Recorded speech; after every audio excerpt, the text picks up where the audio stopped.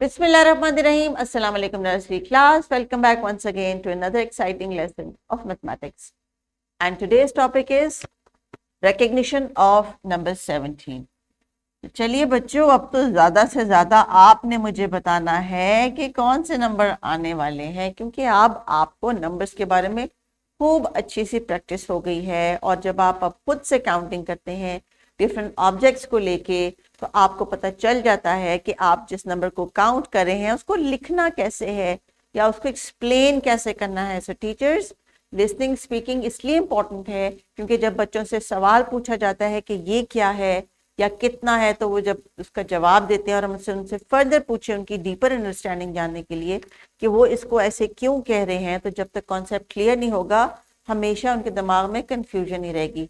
बिल्कुल उसी तरह आप सोचें, जैसे अगर मैं आपसे कोई ऐसा लफ्ज बयान करूं, आपसे कहूं कि इसको सिर्फ आपने याद कर लो या इसको समझ लो, इसका मायने ये है, लेकिन उसको जब इस्तेमाल कैसे करना है या किसी और को कैसे बयान करना है, तब जब आप जाके अल्फाज आप कहते हैं जी मुझे अल्फाज कम पड़ गए, मुझे समझ नहीं आ रही, इसका मतलब ये है कि आपने अल्फाज को वो मौका ही नहीं दिया कि वो आपके ज़हन में उस कॉन्सेप्ट से लेके कुछ अच्छी सारी इंफॉर्मेशन अपने पास रख सकते, ताकि जब आपने वो रिट्रीव करनी है, निकाल के पेपर पे लिखनी है, किसी को बतानी है, जुबानी सुनानी है, खुद से कुछ याद करना है, तो वो आपको डाटा जो है हेल्प आउट नहीं करेगा अगर वहाँ पे मौजूद नहीं है।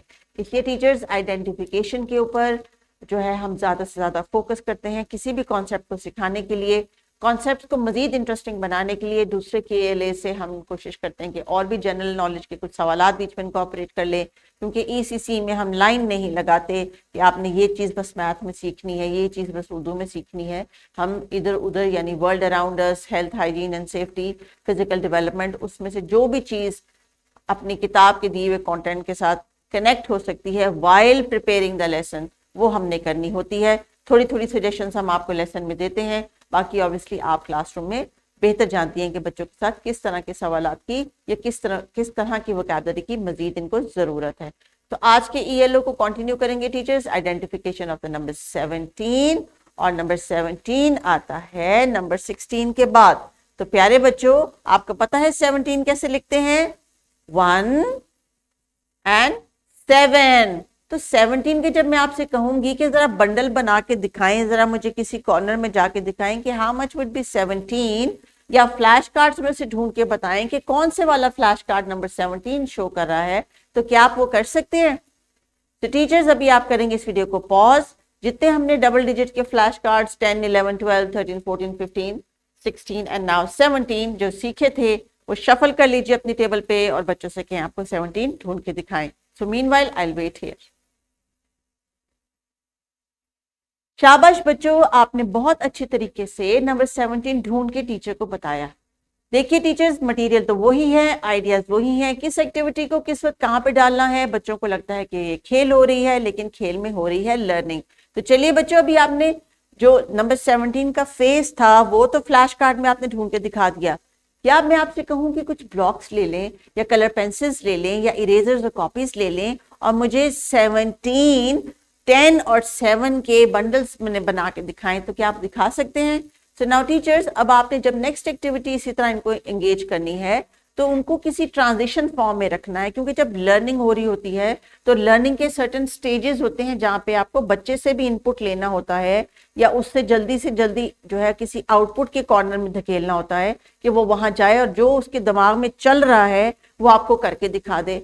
जिस स्टेज पे आप अपना ये चेक करती जाएंगी, यकीन करें लेसन के एंड तक आपके वो चेक एंड बैलेंस की वजह से लेसन आपका बहुत अच्छा होगा और बच्चों की लर्निंग बहुत अच्छी होगी। तो अभी इनको एंगेज करेंगी आप मैथ्स कॉर्नर के लिए और आज वो नंबर 17 की प्रैक्टिस करेंगे। तो teachers, if you feel like कि ये कॉर्नर्स की एक्टिविटी एक तरह की रेपिटेशन ही बन रही है, कल बच्चों ने 15 में भी की, 16 में भी की, आज 17 में भी कर रही हैं, तो इसमें आप क्या वेरिएशन ला सकती हैं, क्या क्रिएटिविटी ला सकती हैं? जरूरी नहीं है कि आप उन्हें जनरल ऑब्जेक्ट्स, आप उन्हें कोई पर्टिकुलर ऑब्जेक्ट कह दें। जैसे ग्रुप ए जो है 3-4 बच्चों का, वो सिर्फ रूलर्स या स्केल्स लेके आए।